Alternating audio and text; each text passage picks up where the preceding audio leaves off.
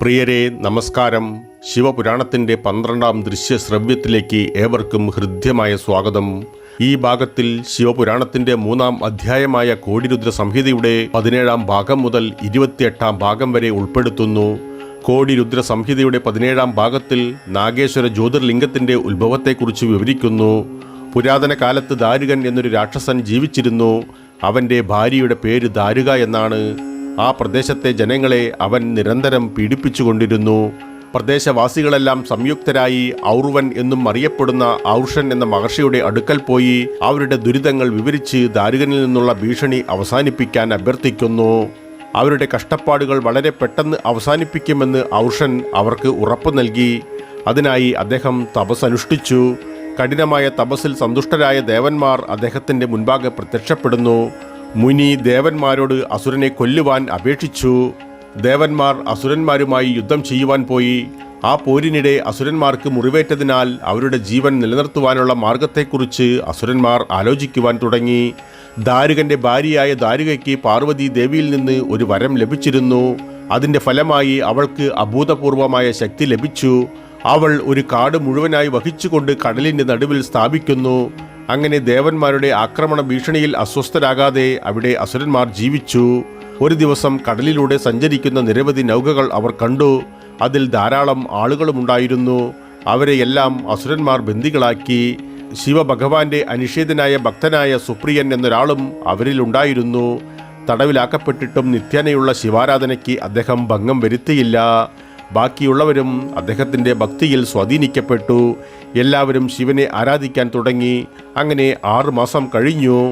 ഒരു ദിവസം സുപ്രിയൻ ശിവവിഗ്രഹത്തെ ആരാധിക്കുന്നത് ഒരു അസുരൻ കണ്ടു. അയാൾ ദാരുകന്റെ അടുക്കൽ പോയി ആ വിവരം ബോധിപ്പിക്കുന്നു. അത്യധികം ക്ഷുഭിതനായ ദാരുകൻ ആരെയാണ് ആരാധിക്കുന്നതെന്ന് സുപ്രിയനെ വിരട്ടി. ആരാധനയിൽ മുഴുകിയിരുന്ന സുപ്രിയൻ മറുപടിയൊന്നും നൽകിയില്ല. ആ അവഗണന ദാരുകനെ കൂടുതൽ പ്രകോപിതനാക്കി.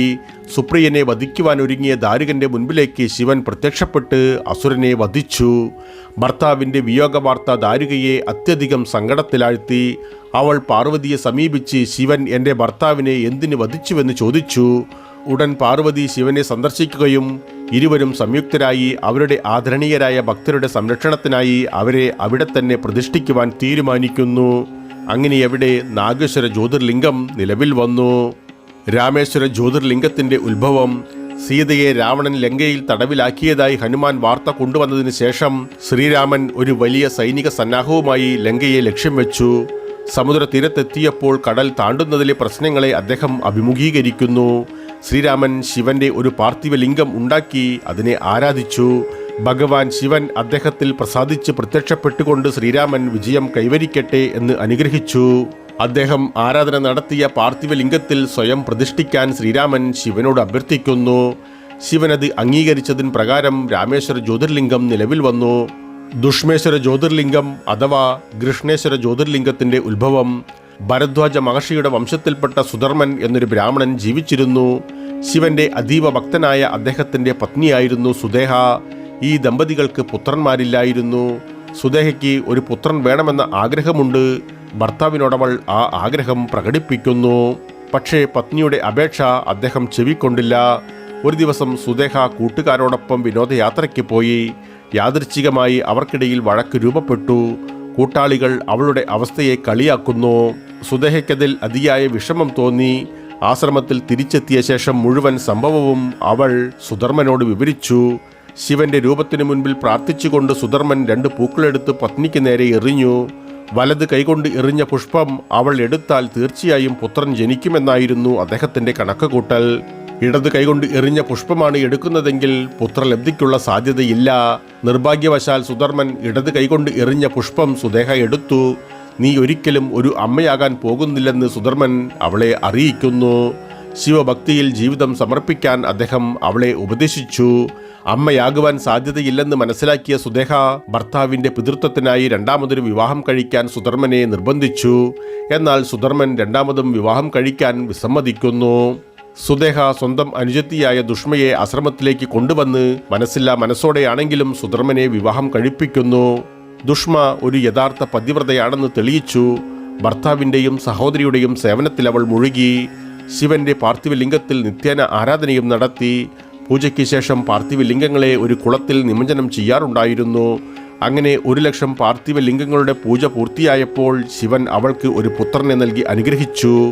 സുധർമ്മനിൽ അത് വലിയ ആഹ്ലാദമുണ്ടാക്കി. എന്നാൽ സുദേഹയ്ക്ക് സ്വന്തം സഹോദരിയിൽ അസൂയ തോന്നി. ആ കുട്ടി വളർന്നപ്പോൾ അവൻ സുന്ദരിയായ ഒരു ബ്രാഹ്മണ പെൺകുട്ടിയെ വിവാഹം കഴിച്ചു. സുദേഹയെ പ്രത്യേകം പരിപാലിക്കാൻ ദുഷ്മ മരുമകളോട് നിർദ്ദേശിക്കുന്നു. അങ്ങനെ ആ ഭവനത്തിലെ നവവധു എല്ലാവരുടെയും സേവനത്തിൽ ഏർപ്പെട്ടു. സുദേഹയുടെ ആവശ്യങ്ങൾ അന്വേഷിക്കുന്നതിൽ അവൾ പ്രത്യേക ശ്രദ്ധ ചെലുത്തി. എന്നിട്ടും സുദേഹയുടെ അസൂയ കുറഞ്ഞില്ല. ഒരു ദിവസം അമിതമായ അസൂയയും കോപവും നിമിത്തം ഉറങ്ങിക്കിടക്കുകയായിരുന്ന ദുഷ്മയുടെ പുത്രനെ അവൾ കൊന്നു. അവൻ്റെ ശരീരം പല കഷ്ണങ്ങളായി മുറിച്ച് ആ കഷ്ണങ്ങളെല്ലാം ദുഷ്മ പാർത്ഥിവ ലിംഗങ്ങൾ നിമജ്ജനം ചെയ്തിരുന്ന അതേ കുളത്തിലേക്ക് എറിഞ്ഞു. കട്ടിലിൽ ഒരു മാംസകഷ്ണം കണ്ടപ്പോൾ മരുമകൾ കരയുവാൻ തുടങ്ങി. അവളോടൊപ്പം സുദേഹയും വ്യാജവിലാപം നടത്തി. വളരെ ദുഃഖിതനായിക്കൊണ്ട് സുധർമ്മൻ അവിടെ എത്തുന്നു. തുടർന്നും പതിവ് പോലെ പാർത്ഥിവ ലിംഗങ്ങളെ ആരാധിക്കുവാൻ ദുഷ്മയോട് നിർദ്ദേശിച്ചു. ദുഷ്മ ഭർത്താവിൻ്റെ കൽപ്പന അനുസരിക്കുന്നു. പാർത്ഥിവ ലിംഗങ്ങളെ പൂജിച്ച് വിശാലമായ കുളത്തിലേക്ക് നിമജ്ജനത്തിനായി കൊണ്ടുപോയി. ശിവന്റെ അനുഗ്രഹത്താൽ അവളുടെ പുത്രൻ കുളക്കരയിൽ ജീവനോടെ നിൽക്കുന്നു. അവൻ അമ്മയുടെ അടുത്തു വന്ന് പറഞ്ഞു, അമ്മേ, ഞാൻ എൻ്റെ മരണശേഷവും ജീവിച്ചിരിക്കുന്നു. ദുഷ്മ അപ്പോഴും ശിവനെക്കുറിച്ചുള്ള ചിന്തകളിൽ മുഴുകിയിരിക്കുകയായിരുന്നു. അതിനാൽ തന്നെ അവൾക്ക് പുത്രന്റെ വാക്കുകൾ ശ്രവിക്കാൻ കഴിഞ്ഞില്ല. ശിവൻ പ്രത്യക്ഷപ്പെട്ട് ദുഷ്മയെ അനുഗ്രഹിച്ചു. അവളുടെ ദുഷ്ടയായ സഹോദരിക്ക് കടുത്ത ശിക്ഷ നൽകണമെന്ന് ശിവൻ ആഗ്രഹം പ്രകടിപ്പിച്ചു. പക്ഷേ ദുഷ്മ സഹോദരിയോട് ക്ഷമിക്കണമെന്ന് ഭഗവാനോട് അഭ്യർത്ഥിക്കുന്നു. ഭഗവാൻ ശിവനോട് എന്നേക്കും അവിടെ വസിക്കണമെന്നും അവൾ അപേക്ഷിച്ചു. ഭഗവാൻ ശിവൻ അവളുടെ ആവശ്യം സ്വീകരിച്ച് കൃഷ്ണേശ്വര ജ്യോതിർലിംഗ രൂപത്തിൽ സ്വയം സ്ഥാപിക്കുന്നു. സുധർമ്മനും സുദേഹയും അവിടെ എത്തി ശിവനെ ആരാധിച്ചു. ഒടുവിൽ എല്ലാവരും സന്തോഷത്തോടെ വസതിയിലേക്ക് മടങ്ങി. പ്രിയരെ, ശിവപുരാണത്തിന്റെ 4ാം സംഹിതയായ കോടിരുദ്ര സംഹിതയുടെ 20ാം ഭാഗത്തിൽ ഭഗവാൻ വിഷ്ണു സുദർശന ചക്രം സ്വീകരിക്കുന്നതുമായി ബന്ധപ്പെട്ട കഥ വിവരിക്കുന്നു. അസുരന്മാരുടെ പീഡനത്തെ തുടർന്ന് ദേവന്മാർ ഭഗവാൻ വിഷ്ണുവിന്റെ അടുക്കലേക്ക് പോയി. അസുരന്മാരെ ഉന്മൂലനം ചെയ്യുവാൻ അവർ അപേക്ഷിച്ചു. അക്കാര്യത്തിൽ അവർക്ക് ഉറപ്പ് നൽകിയ ശേഷം ഭഗവാൻ വിഷ്ണു കൈലാസ പർവ്വതത്തിലേക്ക് തപസ് ചെയ്യുവാൻ പോകുന്നു. എന്നാൽ അദ്ദേഹത്തിന്റെ കഠിനമായ തപസ് പോലും ശിവനെ പ്രീതിപ്പെടുത്തുവാൻ പര്യാപ്തമായിരുന്നില്ല. തുടർന്ന് വിഷ്ണു ഭഗവാൻ ശിവസഹസ്രനാമാവലിയുടെ മന്ത്രങ്ങൾ ജപിച്ചുകൊണ്ട് ശിവനെ ആരാധിക്കുകയും ആരാധനയ്ക്കിടെ 1000 താമരപ്പൂക്കൾ ശിവന് സമർപ്പിക്കുകയും ചെയ്തു. ഒരു ദിവസം ശിവൻ വിഷ്ണുവിന്റെ ഭക്തി പരീക്ഷിക്കാൻ ആഗ്രഹിച്ചു. അതിനായി ആരാധനയുടെ ഭാഗമായി ഉണ്ടായിരുന്ന 1000 താമരപ്പൂക്കളിൽ ഒന്ന് മോഷ്ടിച്ചു. ഭഗവാൻ ആരാധന നടത്തുന്നതിനിടെ ഒരു പൂവിന്റെ അഭാവം തിരിച്ചറിയുന്നു. ഈ കുറവ് നികത്തുവാൻ അദ്ദേഹത്തിന്റെ ഒരു കണ്ണ് പിഴുതെടുത്ത് ശിവന് സമർപ്പിച്ചു. അദ്ദേഹത്തിന്റെ നയനങ്ങളെ താമരപ്പൂവിനോട് ഭക്തർ ഉപമിക്കാറുണ്ട്. അദ്ദേഹത്തിന്റെ അസാധാരണമായ ഭക്തിയിൽ ശിവൻ വളരെയധികം ആകൃഷ്ടനായി. അദ്ദേഹം വിഷ്ണുവിന്റെ മുൻപാകെ പ്രത്യക്ഷപ്പെട്ട് ഇഷ്ടമുള്ള ഏതു വരവും ചോദിക്കുവാൻ ആവശ്യപ്പെട്ടു. അസുരന്മാരെ നിഗ്രഹിക്കുവാൻ ഒരു ദിവ്യായുധമാണ് വിഷ്ണു ആവശ്യപ്പെട്ടത്. ശിവൻ ഭഗവാന് തിളങ്ങുന്ന സുദർശന ചക്രം നൽകി. വിഷ്ണുവിന്റെ അഭ്യർത്ഥന പ്രകാരം അദ്ദേഹം ഹരീശ്വര ശിവലിംഗത്തിന്റെ രൂപത്തിൽ സ്വയം സ്ഥാപിതമായി.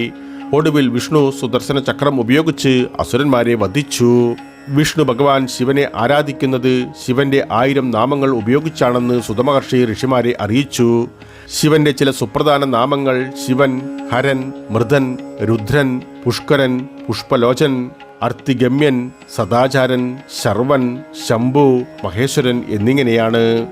ശിവസഹസ്രനാമത്തിന്റെ മഹത്വം: ശിവന്റെ ഈ 1000 നാമങ്ങൾ ജപിക്കുന്ന ഭക്തന് എല്ലാ നേട്ടങ്ങളും ലഭിക്കും. ദുരിതകാലത്ത് ഇവ ജപിക്കുന്നത് ഒരു മനുഷ്യനെ എല്ലാ നിർഭാഗ്യത്തിൽ നിന്നും മുക്തരാകുവാൻ സഹായിക്കുന്നു. സഹസ്രനാമം ജപിക്കുന്നതിലൂടെ ലഭിച്ച ഭക്തിയാൽ മാത്രമേ ഭഗവാൻ വിഷ്ണുവിന് അസുരന്മാരെ നിഗ്രഹിക്കുവാൻ കഴിയൂ. ശിവഭക്തർ. ശിവഭക്തിക്ക് പേരുകേട്ട അനേകം ശിവഭക്തന്മാരെക്കുറിച്ച് വിവരിച്ചുകൊണ്ട് ദുർവാസാവ്, വിശ്വാമിത്രൻ, ദിതിജി, ഗൗതമൻ, കണാഥൻ, ഭാർഗവൻ, ബൃഹസ്പതി, വൈശമ്പായനൻ, പരാശരൻ, വ്യാസൻ, ഉപമന്യു, യജ്ഞവൽക്യൻ, ജൈമിനി, ഗാർഗ്യൻ തുടങ്ങിയ ചിലരെ സുതമഹർഷി പേരെടുത്ത് പ്രതിപാദിച്ചു. അതോടൊപ്പം സുദ്യുമ്ന രാജാവുമായി ബന്ധപ്പെട്ട ഒരു കഥയും അദ്ദേഹം പറയുന്നു. ഒരിക്കൽ സുദ്യുമ്നൻ ഒരു കാട്ടിലേക്ക് പോയി. ആ കാട് ശിവൻ പാർവതിക്ക് സമ്മാനിച്ചതായിരുന്നു. ആ കാട്ടിലേക്ക് പ്രവേശിക്കാൻ ധൈര്യപ്പെടുന്ന ഏതൊരു പുരുഷനും സ്ത്രീയായി മാറുമെന്ന് അദ്ദേഹം മുന്നറിയിപ്പ് നൽകിയിരുന്നു. ആ കാട്ടിൽ പ്രവേശിച്ച ഉടനെ സുദ്യുമ്നൻ ഒരു സ്ത്രീയായി രൂപാന്തരപ്പെട്ടു. അതിൽ അദ്ദേഹം അതീവ ദുഃഖിതനായി. പുരുഷത്വം വീണ്ടെടുക്കുവാൻ ശിവനെ ആരാധിച്ചു. അദ്ദേഹത്തിന്റെ ഭക്തിയിൽ സന്തുഷ്ടനായി ശിവൻ 1 മാസം പുരുഷനെപ്പോലെയും അതേസമയം സ്ത്രീയായും മാറി മാറി ജീവിക്കാൻ അനുഗ്രഹിച്ചു. ശിവാരാധനയുമായി ബന്ധപ്പെട്ട തപസ്സുകളും ഉപവാസങ്ങളും. ഒരിക്കൽ പാർവതി ശിവനോട് ചോദിച്ചു, ഒരു ഭക്തൻ തപസ് അനുഷ്ഠിക്കുമ്പോൾ അദ്ദേഹത്തിന് ലൗകിക നേട്ടങ്ങളും മോക്ഷവും നേടുവാൻ എന്തൊക്കെയാണ് ചെയ്യേണ്ടത്? ഭഗവാന്റെ ആരാധനയുമായി ബന്ധപ്പെട്ട 10 തപസ്സുകളെയും അവയുടെ രീതികളെയും കുറിച്ച് ശിവൻ പത്നിയോട് വിവരിച്ചു. എല്ലാ മാസങ്ങളിലെയും 8-ാം ദിവസം ഒരു ഭക്തൻ പകൽ മുഴുവൻ ഉപവസിച്ച് രാത്രിയിൽ ഉപവാസം അവസാനിപ്പിച്ച് എന്നെ ആരാധിക്കണം. എന്നാൽ കാലഷ്ടമി ദിവസം ഒരു ഭക്തൻ രാവും പകലും ഉപവസിക്കണം. ആ ദിവസം ആ ഭക്തൻ ഭക്ഷണം കഴിക്കാൻ പാടില്ല. മാസത്തിന്റെ ഇരുണ്ട ചന്ദ്രദശയുടെ 11-ാം ദിവസം ഒരു ഭക്തൻ എന്നെ ആരാധിക്കുകയും പകൽ മുഴുവൻ ഉപവസിക്കുകയും രാത്രിയിൽ അവൻ ഉപവാസം അവസാനിപ്പിക്കുകയും ചെയ്യണം. എന്നാൽ മാസത്തിലെ ശോഭയുള്ള 11-ാം ദിവസം ഒരു ഭക്തൻ മുഴുവൻ രാവും പകലും ഉപവസിക്കണം. ഇരുണ്ട ചന്ദ്രമാസത്തിലെ 13-ാം ദിവസവും ഒരു മുഴുവൻ രാവും പകലും ഉപവസിക്കണം. അതേസമയം ശോഭയുള്ള ചന്ദ്രദശയുടെ 13-ാം ദിവസം പകൽ മുഴുവൻ ഉപവസിച്ച് രാത്രിയിൽ അവസാനിപ്പിക്കണം. തിങ്കളാഴ്ച ആചരിക്കുന്ന ഉപവാസം രാത്രിയിൽ മാത്രമേ ഉപവസിക്കാവൂ. മഹാശിവരാത്രി. ഭഗവാൻ ശിവൻ പ്രസ്താവനകൾ തുടർന്നു. എല്ലാ തപസ്സുകളിലും ഉപവാസങ്ങളിലും മഹാശിവരാത്രിക്ക് ഒരു പരമപ്രധാന സ്ഥാനമുണ്ട്. ഫൽഗുന മാസത്തിലെ, അതായത് കുംഭമാസത്തിലെ 14-ാം ദിവസമാണ് ശിവരാത്രി വരുന്നത്. ഈ ദിവസം ഒരു ഭക്തൻ രാവിലെ തന്നെ ഉണർന്ന് ദൈനംദിന ആലാപനങ്ങൾ പൂർത്തിയാക്കിയ ശേഷം ഉപവാസം അനുഷ്ഠിക്കുവാൻ പ്രതിജ്ഞയെടുക്കണം. പകലും രാത്രിയും മുഴുവൻ ഉപവാസം അനുഷ്ഠിക്കണം. രാത്രിയിൽ അവൻ അവൻ്റെ സൗകര്യാർത്ഥം ക്ഷേത്രത്തിലോ സ്വന്തം വീട്ടിലോ വെച്ച് എന്നെ ആരാധിക്കണം. ഷോഡോപചാരം, അതായത് 16 ആരാധനാ രീതികളുടെ സഹായത്തോടെ എന്നെ ആരാധിക്കണം. ലഘുരുദ്ര മന്ത്രങ്ങൾ ജപിക്കണം. അല്ലെങ്കിൽ ആരാധനയ്ക്കിടെ അഭിഷേകം ചെയ്യണം. ആരാധന നടത്തുമ്പോൾ എന്നെ സ്തുതിക്കുകയും എന്നെ സ്തുതിക്കുന്നതിനായി ഭക്തികലാരൂപങ്ങൾ നടത്തുകയും വേണം. പാൽ, വെള്ളം, തീർത്ഥാടന സ്ഥലത്തെ പുണ്യജലം, കുശജലം തെളിക്കൽ, കരിമ്പിൻ നീര്, തേൻ, നെയ്യ് മുതലായവ ഉപയോഗിച്ച് അയാൾക്ക് അഭിഷേകം നടത്താം. ഭക്തൻ ദിവസം മുഴുവൻ എൻ്റെ ഭക്തിയിൽ മുഴുകണം. അവസാനം അവർ ബ്രാഹ്മണരെ പോറ്റുകയും അവർക്ക് ദാനം നൽകുകയും വേണം. ഉപവാസം അനുഷ്ഠിക്കണം. ഈ വിധത്തിൽ ഭക്തന് അനന്തമായ ഗുണങ്ങൾ നൽകുന്നു. ശിവരാത്രിയുടെ പൂർത്തീകരണം, അതായത് ഉദ്യപനം. ശിവരാത്രി ദിവസങ്ങളിൽ 14 വർഷം തുടർച്ചയായി വ്രതമനുഷ്ഠിച്ച ശേഷം ഒരു ഭക്തൻ ഉദ്യപനം, അതായത് ഒരു അനുഷ്ഠാനത്തിന്റെ പൂർത്തീകരണത്തിനുള്ള മതപരമായ ചടങ്ങുകൾ നടത്തണം. ഉദ്യപന ചടങ്ങിന് തൊട്ടു മുൻപുള്ള ദിവസം ഒരു ഭക്തൻ ഒരു നേരം മാത്രം ഭക്ഷണം കഴിക്കണം. അടുത്ത ദിവസം മതപരമായ വ്രതം എടുത്തതിന് ശേഷം ഉചിതമായ രീതികൾക്കനുസൃതമായി ഭക്തൻ ഉദ്യപനം നടത്തണം. ഇപ്പറഞ്ഞ രീതിയിൽ ഉദ്യപനം നടത്തുന്ന ഭക്തൻ ശിവലോകം പ്രാപിക്കുന്നു. ശിവരാത്രിയുടെ മഹത്വം. ഗുരുദ്രുഹൻ എന്ന ദരിദ്രനായ ഒരു വേട്ടക്കാരൻ ഉണ്ടായിരുന്നു. ഒരു ദിവസം ഭവനത്തിൽ ഭക്ഷണം ഇല്ലാതിരുന്നതിനാൽ അദ്ദേഹം ഒരു മൃഗത്തെ വേട്ടയാടുവാൻ കാട്ടിലേക്ക് പോയി. നിർഭാഗ്യവശാൽ വേട്ടയാടാൻ കഴിയുന്ന ഒരു മൃഗത്തെയും അയാൾക്ക് കണ്ടെത്തുവാനായില്ല. അസഹ്യമായ വിശപ്പ് അനുഭവപ്പെട്ടതിനാൽ ഒരു കുളക്കരയിൽ ഇരുന്നു കൊണ്ട് വിശക്കുന്ന സ്വന്തം കുടുംബാംഗങ്ങൾക്ക് എന്ത് സംഭവിച്ചിട്ടുണ്ടാകുമെന്ന് ആലോചിച്ചു. അവിടെ തന്നെ കാത്തിരുന്നാൽ ദാഹിച്ചു വലഞ്ഞു വരുന്ന ഒരു മൃഗത്തെ കൊല്ലാൻ അവസരം ലഭിക്കുമെന്ന് അദ്ദേഹം കരുതി. ഗുരുദ്രുഹൻ ഒരു കുവള മരത്തിൽ കയറി ഇരയെ കാത്തിരുന്നു. ആ മരത്തിനടിയിൽ ഒരു ശിവലിംഗം സ്ഥാപിച്ചിട്ടുണ്ട്. യാദൃശ്ചികമായി അന്നേ ദിവസം ശിവരാത്രിയായിരുന്നു. രാത്രിയുടെ ആദ്യത്തെ 3 മണിക്കൂർ കഴിഞ്ഞപ്പോൾ ഒരു പെൺമാൻ കുഞ്ഞുമായി വരുന്നത് അദ്ദേഹം കണ്ടു. അമ്പും വില്ലും എടുത്ത് പെൺമാനിന് നേരെ അമ്പ് തൊടുക്കുവാൻ തയ്യാറായി. യാദൃച്ഛികമായി ആ കുവളമരത്തിലെ ചില ഇലകൾ അദ്ദേഹം വെള്ളം കൊണ്ടുപോകുന്ന പാത്രത്തിലെ കുറച്ച് വെള്ളത്തുള്ളികളോടൊപ്പം ശിവലിംഗത്തിൽ വീണു. രാത്രിയിലെ ആദ്യത്തെ പ്രഹാരവേളയിൽ ഗുരുദ്രുഹൻ ശിവാരാധന നിർവഹിച്ചു. വെള്ളത്തുള്ളികൾ വീഴുന്ന ശബ്ദം കേട്ട് പെൺമാൻ മുകളിലേക്ക് നോക്കി. ഗുരുദ്രുഹൻ അമ്പും വില്ലും പിടിച്ചിരിക്കുന്നത് അവൾ കണ്ടു. അദ്ദേഹത്തിൻ്റെ ആഗ്രഹത്തെക്കുറിച്ച് അവൾ അവനോട് ചോദിച്ചു. എൻ്റെ കുടുംബാംഗങ്ങളെ പോറ്റുവാൻ വേണ്ടി അവളെ കൊല്ലുവാൻ ആഗ്രഹിക്കുന്നുവെന്ന് ഗുരുദ്രുഹൻ അവളെ അറിയിച്ചു. എൻ്റെ കുഞ്ഞിനെ ഭർത്താവിൻ്റെ സുരക്ഷയിൽ ഏൽപ്പിക്കാൻ വേണ്ടി എന്നെ പോകുവാൻ അനുവദിക്കണമെന്ന് പെൺമാൻ അഭ്യർത്ഥിച്ചു. അവൾ തീർച്ചയായും തിരിച്ചു വരുമെന്ന് വാഗ്ദാനം ചെയ്തു. ആദ്യമൊന്ന് ഗുരുദ്രുഹൻ മടിച്ചു. പക്ഷേ പെൺമാൻ വേദങ്ങളിൽ നിന്ന് ദൃഷ്ടാന്തങ്ങൾ നൽകാൻ തുടങ്ങിയപ്പോൾ അവൻ അവളെ പോകുവാൻ അനുവദിക്കുന്നു. അതിനിടയിൽ രണ്ടാമതൊരു പെൺമാൻ അതിൻ്റെ കുഞ്ഞുമായി വീണ്ടും എത്തി. ഗുരുദ്രുഹൻ അതിനെ കണ്ട ഉടനെ കൊല്ലുവാൻ ഒരുങ്ങി. പെട്ടെന്ന് മരത്തിൽ അദ്ദേഹമുണ്ടാക്കിയ ചലനങ്ങൾ നിമിത്തം ഏതാനും കുവള ഇലകളും വെള്ളത്തുള്ളികളും ശിവലിംഗത്തിൽ വീഴ്ത്തി. രാത്രിയിലെ 2ാമത്തെ പ്രഹാരമായിരുന്നത്. ഗുരുദ്രുഹൻ വീണ്ടും ശിവാരാധന നടത്തി. വീഴുന്ന വെള്ളത്തുള്ളികളുടെ ശബ്ദം കേട്ടപ്പോൾ പെൺമാൻ ഗുരുദ്രുഹനെ നോക്കി. അദ്ദേഹത്തിൻ്റെ ആഗ്രഹത്തെക്കുറിച്ച് അവൾ ചോദിച്ചു. ഗുരുദ്രുഹൻ ആഗ്രഹത്തെക്കുറിച്ച് പറഞ്ഞു. കുഞ്ഞിനെ കുഞ്ഞിൻ്റെ പിതാവിനെ ഏൽപ്പിക്കുവാൻ പോകുവാൻ അനുവദിക്കണമെന്ന് ആ മാനും അഭ്യർത്ഥിച്ചു. തുടക്കത്തിൽ ഗുരുദ്രുഹൻ അവളെ പോകുവാൻ അനുവദിച്ചില്ല. എന്നാൽ അവൾ തിരിച്ചു വരുമെന്ന് വാഗ്ദാനം ചെയ്തപ്പോൾ അദ്ദേഹം അവളെ പോകുവാൻ അനുവദിച്ചു. ഗുരുദ്രുഹൻ കുവളമരത്തിന്റെ കൊമ്പുകളിൽ വീണ്ടും ഇരയെ കാത്തിരുന്നു. അപ്പോൾ രാത്രിയിൽ രണ്ടാമത്തെ പ്രഹാരം അവസാനിക്കുകയും മൂന്നാമത്തെ പ്രഹാരം ആരംഭിക്കുകയും ചെയ്തു. ഇണയെയും കുട്ടിയെയും അന്വേഷിച്ച് ആൺമാനാണ് ഇത്തവണ കുളക്കരയിലെത്തിയത്. ഗുരുദ്രുഹൻ ആ ആൺമാനിനെ കൊല്ലുവാൻ ശ്രമിച്ചു. ആ സന്ദർഭത്തിലും കുറച്ച് ഇലകളും വെള്ളത്തുള്ളികളും ശിവലിംഗത്തിൽ പതിക്കുന്നു. മൂന്നാമത്തെ പ്രഹാര സമയത്തെ ആരാധനയും ഗുരുദ്രുഹൻ മനഃപൂർവ്വമല്ലെങ്കിൽ പോലും നിർവഹിച്ചു. വീഴുന്ന വെള്ളത്തുള്ളികളുടെ ശബ്ദം കേട്ട് മാൻ മുകളിലേക്ക് നോക്കി അദ്ദേഹത്തിൻ്റെ ആഗ്രഹത്തെക്കുറിച്ച് ചോദിച്ചു. ഗുരുദ്രുഹൻ തൻ്റെ ആഗ്രഹവും ആവശ്യവും അവനോട് പറയുന്നു. അപ്പോൾ മാൻ എൻ്റെ പത്നിയെയും കുഞ്ഞുങ്ങളെയും ഒരിക്കൽ കൂടി കാണുവാൻ അനുവദിക്കണമെന്ന് അപേക്ഷിച്ചു. തീർച്ചയായും തിരിച്ചെത്തുമെന്ന് വാഗ്ദാനം ചെയ്തു. അവൻ്റെ ഉദ്ദേശങ്ങളിൽ തൃപ്തനായ ശേഷം വേടൻ അവൻ്റെ കുടുംബത്തെ കാണുവാൻ പോകുവാൻ അനുവദിച്ചു. ഗുരുദ്രുഹൻ കുവളമരത്തിൽ മാനുകളെയും കാത്ത് ആകാംക്ഷയോടെ ഇരുന്നു.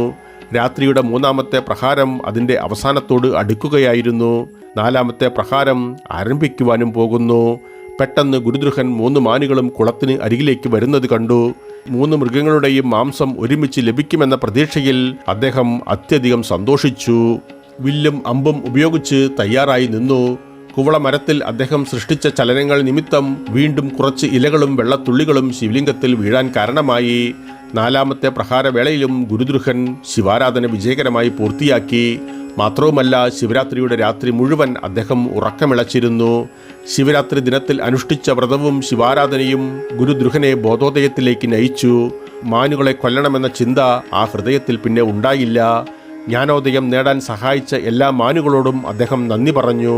ശിവൻ അത്യധികം സന്തുഷ്ടനായി ഗുരുദ്രുഹന്റെ മുൻപാകെ പ്രത്യക്ഷപ്പെടുന്നു.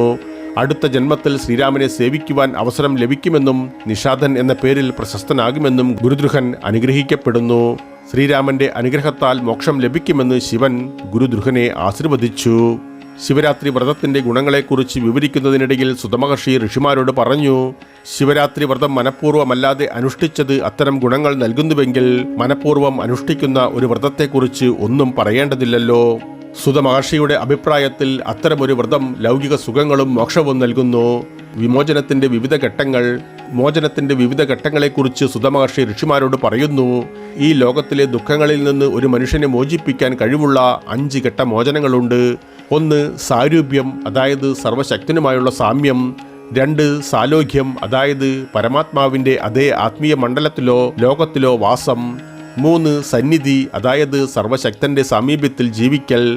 4 സായുജ്യം, അതായത് സർവശക്തനുമായി ഐക്യപ്പെടൽ.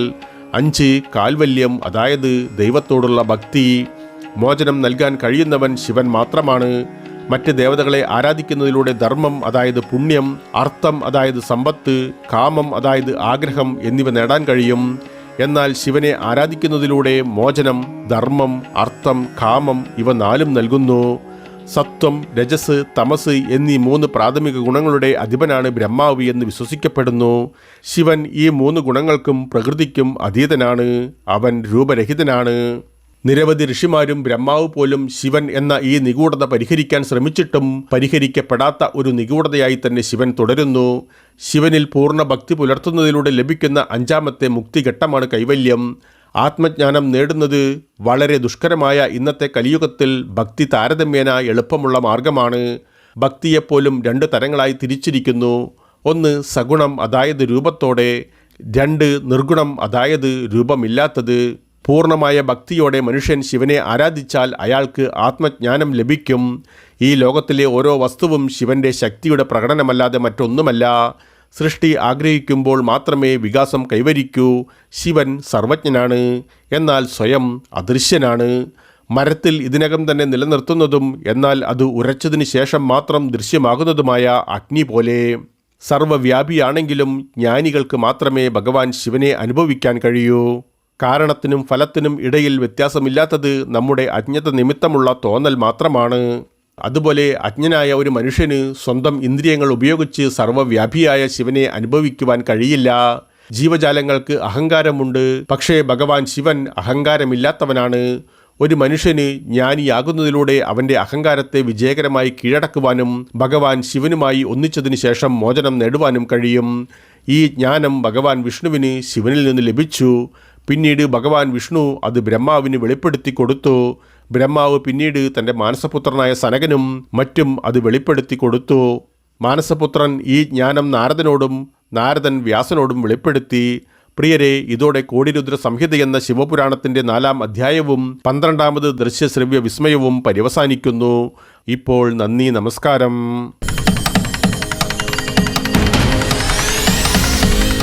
പ്രിയരെ, വീഡിയോ കാണുന്നതോടൊപ്പം ചാനൽ വരിക്കാരാകുവാനും അറിയിപ്പുകൾ ലഭിക്കുന്നതിനായി കുടമണി ചിഹ്നം പ്രവർത്തനക്ഷമമാക്കുവാനും ഈ കഥയിൽ നിങ്ങൾ തൃപ്തരാണെങ്കിൽ നിങ്ങളുടെ ഇഷ്ടം അറിയിക്കുവാനും മറ്റുള്ളവരുമായി പങ്കുവയ്ക്കുവാനും മറക്കരുതേ പ്രിയ സുഹൃത്തുക്കളെ.